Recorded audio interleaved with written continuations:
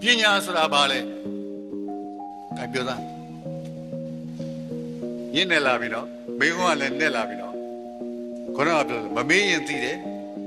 မေးရင်မသိတော့ပညာဆိုတာဘာလဲပညာဆိုတာမလုပ်နဲ့လေလို့မဖြီးနဲ့ဒါဖြင့်အောင်သိန်းကဘယ်လောက်သိလဲလို့မေးစရာရှိတယ်အောင်သိန်းလည်းမသိပါဘူးအောင်သိန်းဘယ်တော့မှသိလဲဩစရာကောင်းတာပြောကြွားတယ်မထင်ပါနဲ့နော်မဟာဝိဇ္ဇာမှာနော်ဂုံတူးနဲ့အောင်တာနော်အဆင့်1နော်အောင်သိချက်ကမြင်းချောင်းတော့မရှိဘူး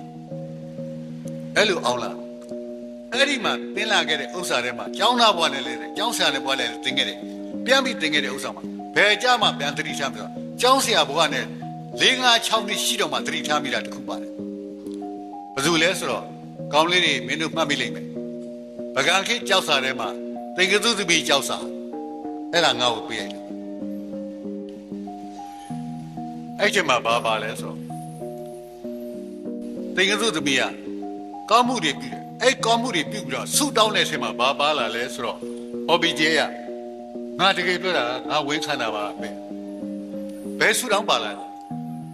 ဤကောင်းမှုကိုပြုရသောအယူကြောင့်တဲ့ငါလဲတဲ့ပညာမရှိသောမိုက်သောမဖြစ်မှု၍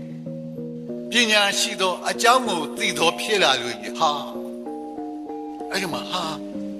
ဒီကျောင်းစာရငါကျောင်းသားဘွားလည်းသင်ငယ်မှုတယ်ကျောင်းဆရာဘွားနဲ့လည်းပဲအာထွက်အောင်သင်ငယ်မှုတယ်ခုမှရတာရှိပါလားဆိုတာကြည်စမ်းပညာမရှိသောမိုက်သောမဖြစ်ဘူးပညာမရှိရင်မိုက်တယ်ပညာရှိသောအကြောင်းကိုသိသောဆိုတော့ဒါဖြင့်ပညာရှိတယ်ဆိုတာ